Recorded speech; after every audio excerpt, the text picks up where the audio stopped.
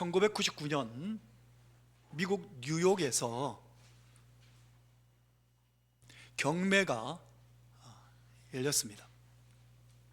경매장에서 아주 낡은 종이 한 장이 경매에 붙여졌습니다. 겉보기에는 아무것도 특별할 것도 없는 그냥 낡은 문서인 것 같은데, 그것은 계약서,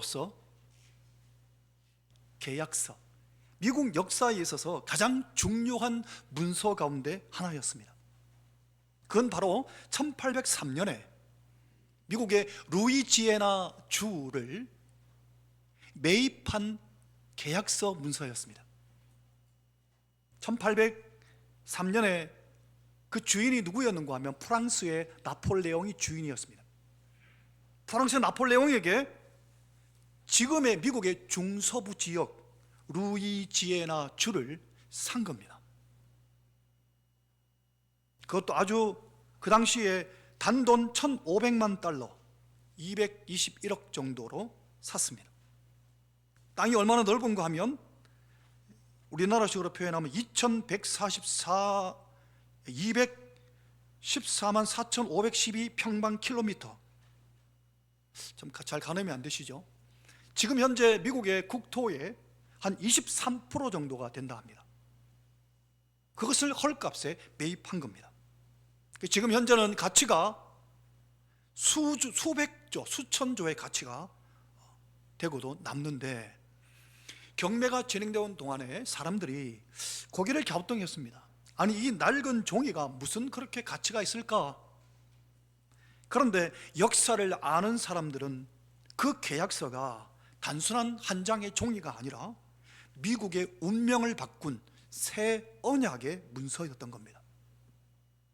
그래서 최종적으로 이 계약서가 당시 한 역사 연구가에게 850만 달러, 125억 정도에 팔렸습니다.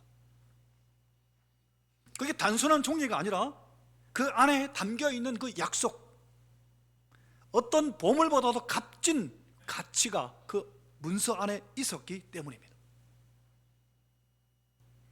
오늘 이 성경에도 그 얘기를 하고 있습니다.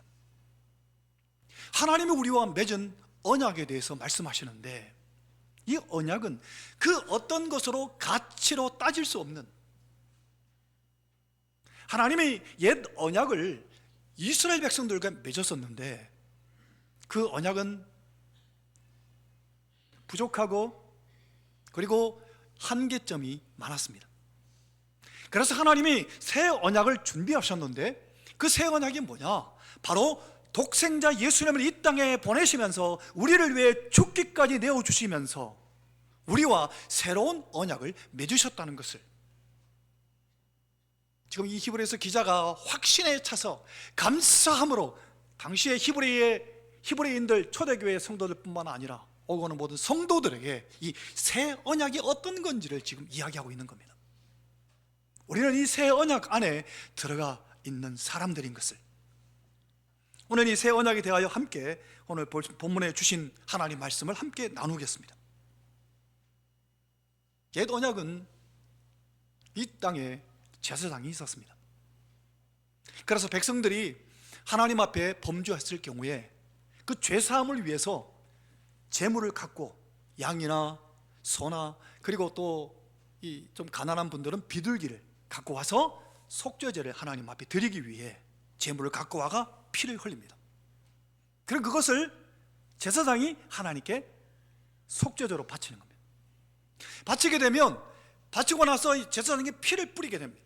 그 피 뿌림이 어디로 올라가느냐? 하늘의 지성소에 올라가서, 하늘의 대제사장이 또 있는데 하늘의 대제사장이 그 피를 받아서 하나님께 드리는 겁니다. 그럼 하나님께서 그것을 또 기뻐 받으셔서 하늘의 대제사장에게 주시면, 하늘의 대제사장이 이 땅의 대제사장과 제사장에게 보내주는 겁니다. 뭘 보내줄까요? 용서함을. 그런데 그게 옛 언약이었습니다. 그래서 이 땅에 그 옛 언약은 제물이 필요했고, 또 제사장이 있어야만 했고, 그리고 또 양을 잡아야 되고, 그리고 다시 하나님 응답을 기다려야 되고, 중간에 하늘의 대제사장이 중간에 중보를 해야 되고, 여러 가지 복잡한 과정이 있었습니다. 그래서 이것이 부족했던 겁니다. 이것을 하나님은 아시고 그 모든 중간 과정을 다 생략하고 예수님이 친히 이 땅에 오셔서, 하나님 당신이 친히 이 땅에 오셔서 이것이 단번에 자신이 제물이 되시고 자신이 제사장이 되셔서, 원래 예수님은 하늘의 대제사장이셨으니까요, 중간 생략 과정을 다 한 번에 십자가상에서 이루셨다는 겁니다. 그래서 우리는 이 예수 그리스도를 믿기만 하면 바로 어디로 가느냐? 하나님 나라에 바로 직행할 수 있게 됐다는 겁니다. 이게 새 언약이라는 겁니다. 그것을 오늘 이 본문에 설명하고 있습니다. 그런데 우리가 여기서 한 가지,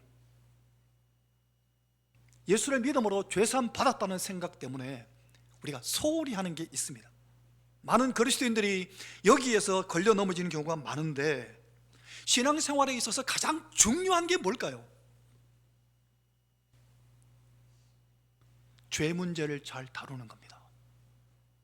그런데 오늘날 성도들 가운데 이 죄를 별로 대수롭지 않게 생각하는 성도들이 굉장히 많습니다. 그러면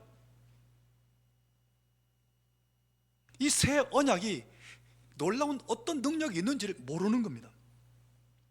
죄 문제에 대해서 하나님께로부터 용서받는 것을 별로 중요하게 생각하지 않는 경우들이 많습니다.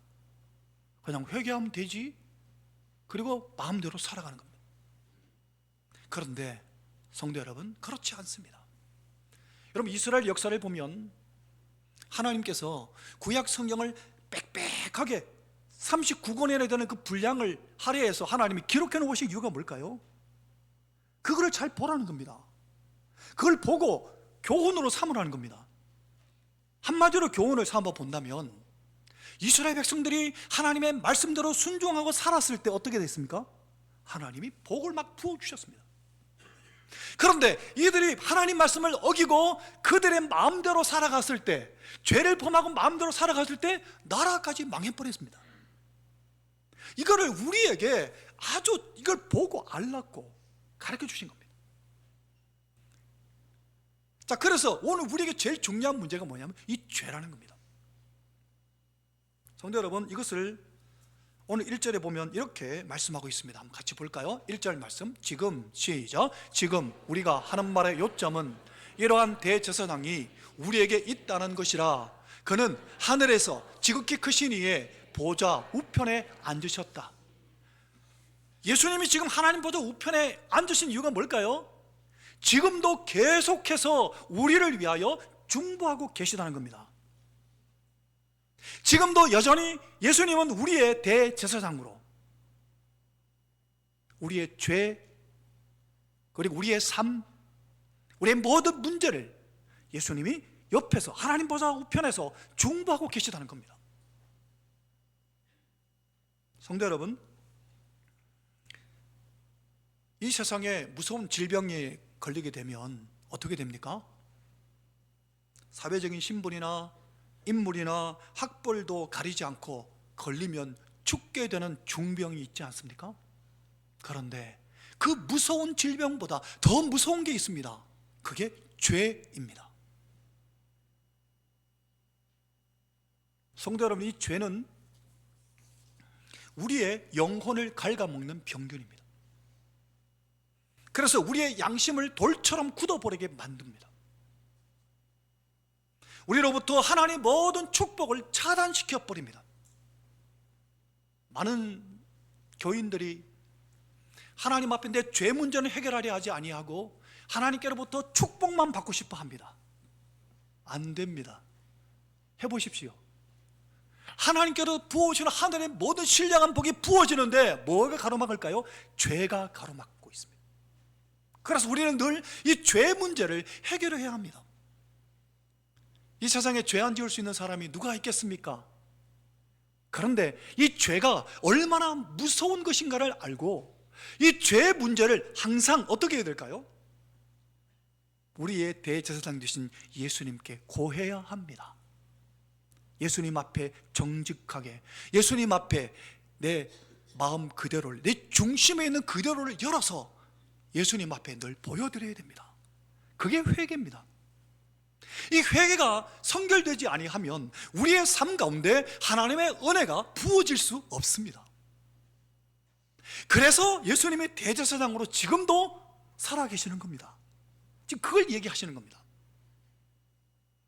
성도 여러분, 하나님 보좌 앞에서 우리의 죄를 위해서 지금도 중보하고 계시는 대제사장 예수님이 계시다. 이게 히브리서의 요점이라고 지금 얘기하는 겁니다. 1절 말씀이.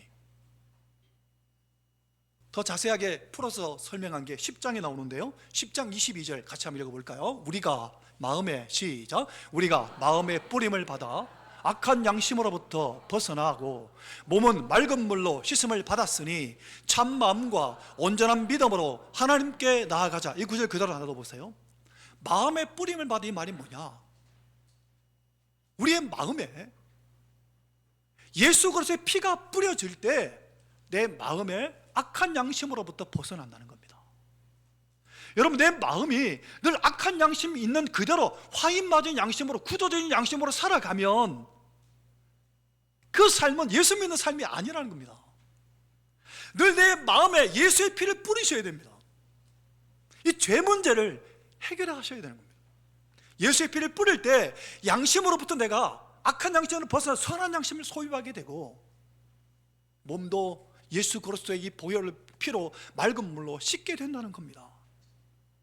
이 깨끗함을 얻고 그 다음에 어떻게 하느냐? 하나님께 담대히 나아가게 되는 겁니다. 사랑하는 성도 여러분, 예수의 피를 내게 뿌리고 내가 죄 문제 해결되면 내가 머물러 있는 이 자리가 하늘의 지성소가 되는 겁니다.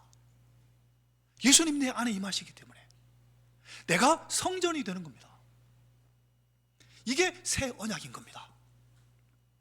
그런데 한번 볼까요? 6절을 보면 오늘 6절에 이렇게 말씀하셨습니다. 그러나 함께 읽겠습니다. 시작. 그러나 이제 그는 더 아름다운 직분을 얻으셨으니 그는 더 좋은 약속으로 세우신 더 좋은 언약의 중보자시라. 여기 직분, 약속, 언약이라는 단어들이 나오는데, 예수님께서 대제사장의 직분을, 하늘의 대제사장 직분을 감당하시다가 구약에도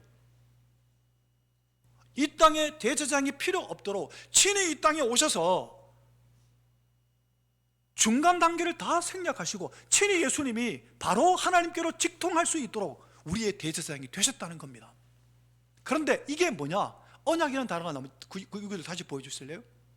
더 좋은 언약이라는 단어가 나오는 이 언약에는 어떤 단어가 포함되어 있는 거, 어떤 의미가 포함되어 있는 거 하면 죽음이 포함되어 있습니다. 죽음의 유언적인 죽음. 예수님은 실제로 어떻게 우리에게 하나님과의 새 언약을 맺게 하셨냐면 예수님이 죽으심으로, 하나님이신 예수님께서 친히 죽으심으로 완전한 언약이 완성이 된 겁니다. 그래서 이것이 새 언약이 된 겁니다. 옛날에 양과 염소로 세우는 그런 옛 언약이 아니라 예수님 당신께서 친히, 하나님이신 그분이 친히 제물이 되셔서 친히 우리의 죄 때문에, 우리의 저주 때문에, 우리 때문에 친히 제물이 되셔서 친히 피 흘려 죽으신 겁니다. 살 찢기시고 피 흘리셔서 친히 제물이 되셨다고. 그래서 새 언약이 이루어졌다는 겁니다. 그럼 우리에게 필요한 게 뭘까요? 한번 따라해 볼까요? 우리에게 필요한 것은 오직 믿음이다. 믿으면 됩니다. 그 예수님의 십자가를 믿으면, 그 예수님의 부활하심을 믿으면, 예수님이 지금도 하나님 보좌 우편에서 우리의 대제사장으로 살아계시다는 것을 믿으면 예수님이 이루어놓으신 새 언약이 모두 내 것이 된다는 겁니다. 믿으면 됩니다. 옛 언약은 4절 5절에 보면 5절만 한번 떼어주시겠습니까? 5절의 마지막에 보면 모세가 성막을 먼저 받을 때 하늘의 지성소에 그 조감들을 보고 성막을 세운 겁니다. 그러니까 하늘의 지성소가 있는 겁니다. 그런데 이 하늘의 지성소가 옛 언약 모세 때는 직접 성막을 만들어가 사람들이 성막을 보고 거기서 제사를 드리게 했는데, 예수님이 친히 제물이 되신 이후에 그 지성소가 우리의 마음에 임하게 된 겁니다. 이게 놀라운 복음인 겁니다. 성도 여러분, 그래서 예수님은 자신의 몸을 제물로 바침으로 중간 단계를 다 없애버리시고 우리가 직접 하나님께 나아가게 된 겁니다. 성도 여러분, 우리가 지금 예배하는 게 뭔지 아십니까? 지금 우리가 예배하는 이곳이 바로 하늘의 지성소가 되는 겁니다. 내가 예수님께 나와서 항상 예배드리러 나오실 때 가장 먼저 내 죄 문제를 예수의 피를 뿌리고 덮으시고 내 죄 문제를 먼저 회개하십시오. 그리고 예배에 참여하게 되면 내가 참여히 예배하는 이곳이 하늘의 지성소가 된다는 겁니다. 바로 하늘의 지성소에 우리가 나와서 예배하고 있는 겁니다. 별로 놀랍게 여기지 않으시는 것 같은데 하도 많이 들으셔서 그러신가요? 이게 오늘 본문의 핵심입니다. 우리가 예배하는 이곳이 지성소가 되는 겁니다. 하늘의 성소가 되는 겁니다. 내가 죄 문제를 해결하고 예수님 안에 들어가 예배하면 그 예배가 하늘에서 드리는 겁니다. 이 예배가 얼마나 영광스러운지 모릅니다. 그래서 우리는 어떤 문제가 있다 할지라도 예배의 자리에 함께 나와 예배하면 하늘의 성소에 들어가기 때문에 내 모든 문제가 예배하는 가운데 해결되는 겁니다. 이게 새 언약이라고 예수님 지금 말씀하시는 겁니다. 성도 여러분, 거라사의 그 광인을 예수님이 치료하시려고 바다를 건너서 풍랑을 지나서 거라사에 가셨죠.